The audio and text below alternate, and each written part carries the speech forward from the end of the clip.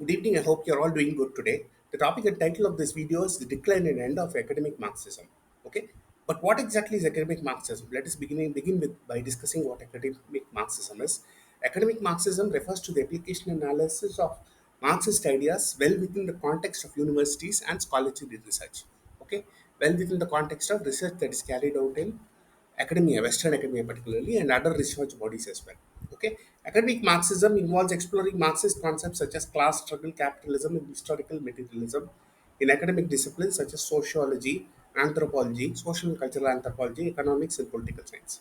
Okay, this is a valuable and heuristic tool and technique for critiquing and understanding society.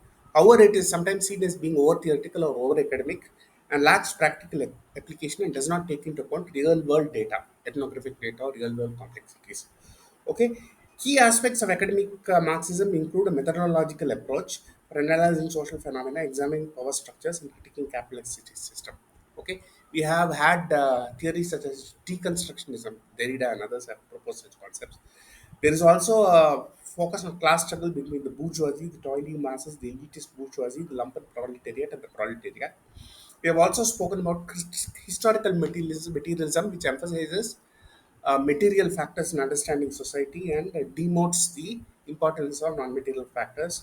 It also provides a critique of capitalism. Okay, capitalism is a nebulous and hazy concept, just as socialism and Marxism is. But Marxists believe that capitalism is on its death's door and has outlived its utility.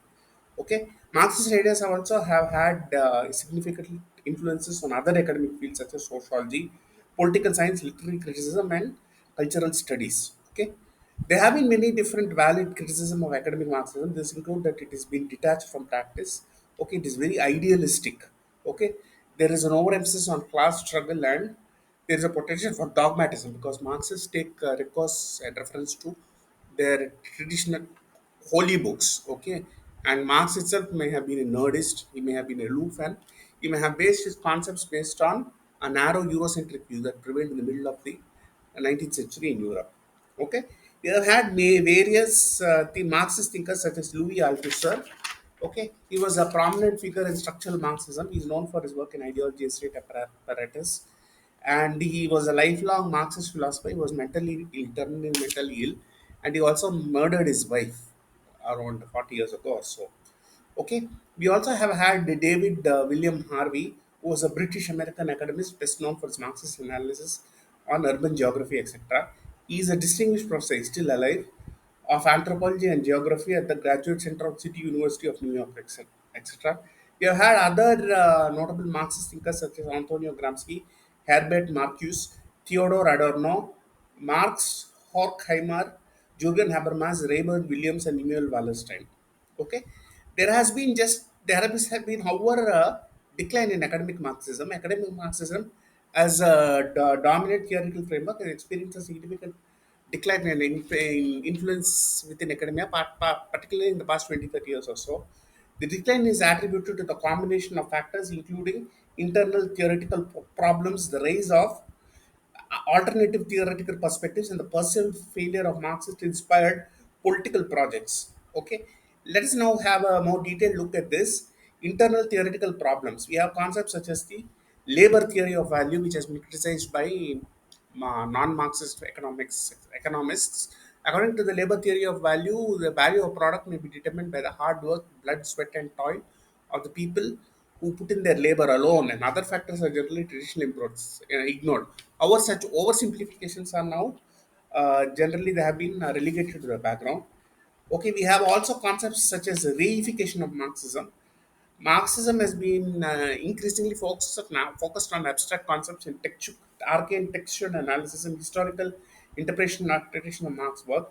Reification is the process of treating an abstract concept, idea, or relationship as if it were a concrete, tangible thing, and it also sidelines and ignores the impact of real world problems and issues. Okay, it all has an overly optimistic view on class formation. Marxists believe that there will be an eventual overthrow of the bourgeoisie by the proletariat. However, such things have never come to pass. Okay, and there have been a rise of alternative theoretical frameworks in the recent past. We have had concepts such as post-structuralism and postmodernism. We have thinkers such as Jean-Jacques Derrida, Mikhail Foucault, and Butler who have offered alternative perspectives that challenge the primacy of economics in understanding social phenomena and emphasize the importance of culture, discourse, and identity theory as well. Because Marxists have been overly focused and preoccupied with economic factors and have ignored cultural and non-economic factors.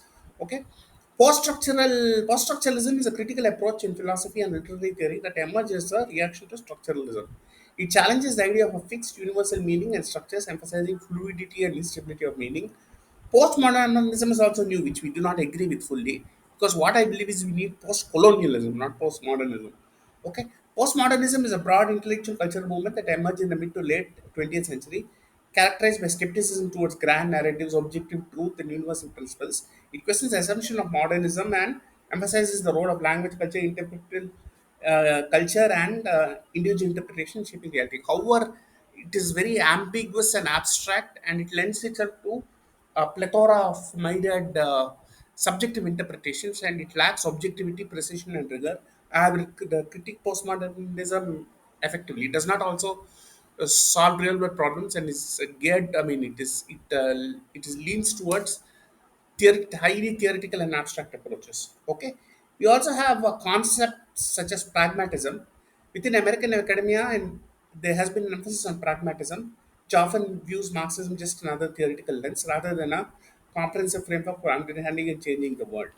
Okay, there have been many failures of Marxist-inspired political thought, especially in the past few decades, and this is likely to gather and steam and momentum in the years that go by years that come. Okay, we have had the collapse of the Soviet Union, followed the collapse of the Eastern Bloc. We have had disillusionment with anti-capitalist movement. We have had nationalist ideologies, which Marx to some extent frowned upon. This has taken precedence over class consciousness. We had focus on culture and discourse. We had the rise of religion and New Age movements, which is somewhat unsavory and unfortunate. We have had a criticism of Marxist idealism, and we have had a criticism of dialectical materialism, okay, as opposed to Hegel's dialecticalism and earlier dialecticalism, such as the class of Alanch's theory, okay, and we have had historical reification, and here, the focus on historical textual analysis and historical reinterpretations of Marx's work has been criticized for fossilizing and reifying Marxism rather than allowing it to evolve and adapt to new circumstances. It does not adapt by and large to new circumstances. Therefore, we have had a decline of academic Marxism, and this is a complex phenomenon through both in theoretical shortcomings and broader intellectual political landscape. Okay, therefore, Marxism, academic Marxism, and practical applications of Marxism do not have the same what do you say importance that it once had a couple of decades ago. Similarly, Marxist historiography, though influential, has faced significant criticism. These include the accusations of teleological determinism, overemphasis on economic factors, neglect of cultural factors, neglect of the agency of individuals and non-economic factors in historical development. Okay, it has also been criticized for potential biases and gross oversimplifications. Okay, I have written extensively, critiqued Marxist historiography extensively. Some of the more common criticisms are historical determinism, economic reductionism, oversimplification of class structures, difficulties in defining classes. You cannot broadly classify people into bourgeoisie and proletariat, ignoring individual agency and the role of humans, ignoring the role of kings and dominant people in shaping history, lack of contingency. Okay, there is an element of chance and unforeseen circumstances that can shape historical events. However, Marxists look at everything through a narrow lens and rigid prism of teleological outcomes. There is also a bias for potential for bias and misinterpretation. Marxists have a penchant for ideological bias. There is a misinterpretation of historical events, and they straitjacket everything into their own prism. Okay, and there is lack of applicability or relevance to diverse historical periods. There has also been a critique of communist states which have veered towards authoritarianism and totalitarianism. Okay, and we have had I have also criticized Marxist historiography extensively. I have proposed 21st century school of historiography, which includes 5 papers at present: historiography with objectives, core principles of 21st century historiography, anthropological historiography, qualified historiography, and investigative historiography. Marxist theory of cultural change also has been criticized. There have been accusations of economic determinism, oversimplification of social structures, and neglecting non-class forms of oppression such as race and gender. Okay, and we also have economic determinism. It is criticized for oversimplifying economic factors as a sole driver of social cultural change. Culture, ideology, and non-economic factors also play a role.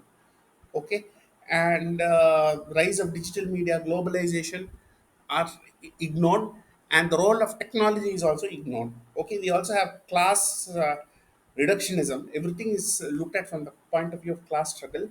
Other forms of oppression such as racism, gender discrimination, gender bias, and homophobia are also ignored.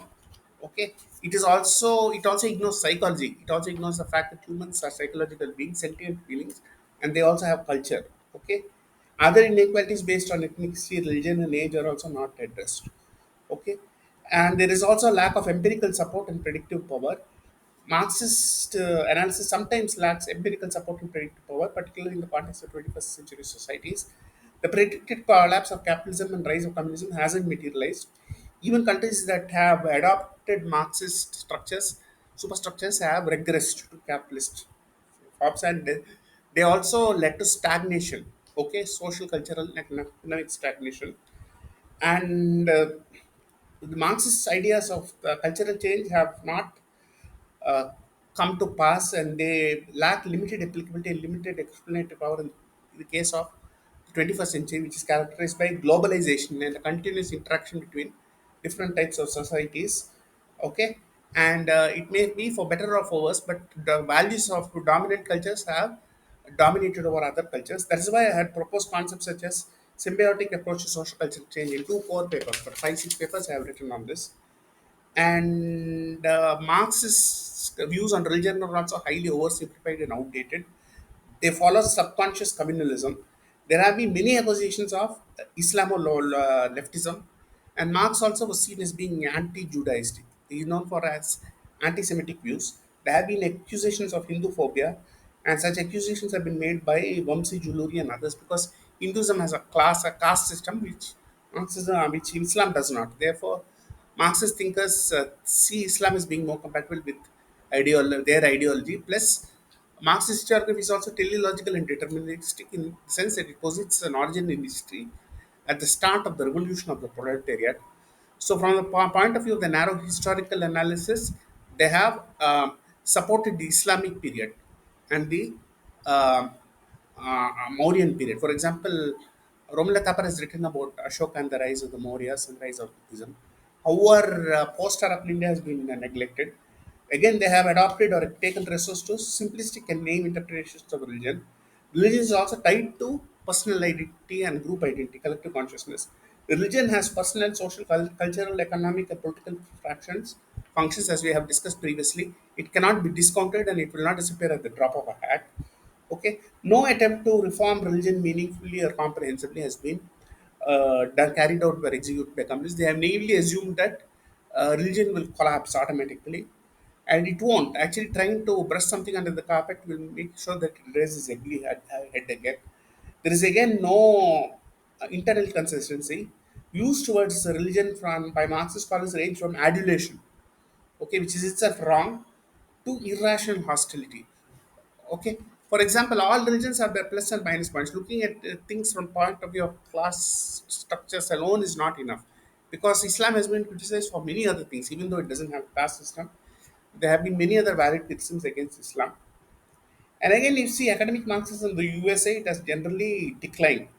Okay, and in the late 19th, early 20th century, Marxism was primarily associated with socialist movements. There were critics of capitalism, particularly among immigrant communities. Later in the 60s and 70s, there was a resurgence of Marxist ideas, albeit in a new incarnation on Avatar. It was known as the New Left, and this movement took root in college campuses, and it was associated with student activism and some kind of intellectual discourse. Okay, It differed from the new left, differed from the old left in focusing less on traditional Marxist concerns such as unionization and more on social and cultural issues such as civil rights, feminism, and anti-war movements. Okay, the New Left advocated for individual freedom, social justice, and challenged established power structures in a more radical and decentralized manner. Okay, however, Marxist thinkers in India did not move with, and they remained fossilized and ossified with the past. Okay, and this led to them being marginalized and have fallen out of favor among the electorate and voters as well. And the younger generation doesn't even understand what Marxism is. Okay, and if you see Marxist thinkers in the USA, we have had Daniel De Leon, who is an influential early academic Marxist and social leader, known for his De Leonism, which combined Marxism with syndicalism. Labor Party was founded in 1876, and the party was a key early organization for Marxist ideas in the US, primarily composed of German immigrants. C. Wright Mills was a sociologist who identified himself as a plain Marxist and critically analyzed power structures and social class in America. Angela Davis was a prominent American feminist activist and scholar known for his her work on race, class, and gender. In addition to this, we also have had other American socialists such as Leonard Abo, who was an anarchist and socialist, Felix Adler, he was a professor, Stephen Allen, he was a journalist, Michael Albert, he was an economic speaker and political writer, Robert J. Alexander was an American political writer and an academic, Dever Allen was a socialist and pacifist. Okay, and we also had intellectual movements such as anti-communism. Okay, this was known as McCarthyism, which involved witch hunting of Marxists. Romila Thampar was apparently very pained by this, but she herself subscribes to other forms of communism such as Trotskyism. This shows how outdated she is. Okay, she's in a way very old. But there is also a lack of alternative stream of thought. Lack of alternative stream of thought is a major issue. We need to develop alternative theoretical frameworks comprehensively. Need to integrate it with post-colonialism. Okay. Similarly, the Communist Party of India was founded in 1925 in December 26, 1925, the Kanpur Conference, okay, now known as Kanpur. And between the 40s and the 50s, the CPI led militant struggles such as the peasant revolt in Telangana region, and they organized guerrilla warfare against feudal lords. Even now, Maoism is strong, but this is denounced by increasingly by Prakash Karath and others. Okay, Marxism has become was a significant intellectual and political force within India. However, it is declined. Okay. Currently, we have CPII at CPIM and the CPI Maoist. Okay. And we also have had Marxist intellectuals who advocate for socialist reform. Nehru himself was socialist. He leaned towards Fabian socialism. Okay. And we have Marxist historiography, which is still strong, which was still strong 10, 20 years ago, but is now declined. We had D. N. Jar, K. M. Srimali, R. S. Sharma, Romila Thapar, etc., Irfan Habib, etc. And these people praise the Mauryan and Mughal periods in history and discount all other periods in the view of many people. And Marxism, academic Marxism has lost its steam because of the failure of Leninism and Stalinism, the failure of the Chinese Cultural Revolution, the failure of the Chinese Great Leap Forward, the failure of the Khmer Rouge in Cambodia, the failure of socialism in general, the failure of Fabian socialism in general. Fabian socialism is an ideology of the Fabian society which advocates for a gradual and incremental approach to achieving socialism through democratic and reformist means rather than through revolution. However, it has come to be associated with economic stagnation. Okay, and Margaret Thatcher and others dismantled it, and India followed suit after 1991. China also opened up its economy in 1978. You've had the rise of globalization and the rise of internet, rise of artificial intelligence, and seamless flow of information. Therefore, academic Marxism has lost its anchor, sheen, bearing, moorings, rudder, etc. It will decline further if alternative paradigms are not put in place and new theoretical frameworks are not put in place. We have been working tirelessly and ceaselessly towards this. Okay, a 10-year-old article published in India named Left Out, Left Behind, and Left in Between Laments and Bemoans the Fact Marxists are still stuck in a time war in a rut and they're forever stuck in a state of denial, self denial. Since they will not change, they will die a natural death. To reiterate, we need alternative streams of thought like bottom up economic models, okay, and economic models that are geared towards the needs of developing countries. We need alternative streams of thought and alternative theoretical frameworks. We need to integrate it with post colonialism. We need a new generation of thought leaders. With this, I end my video. Thank you. Bye.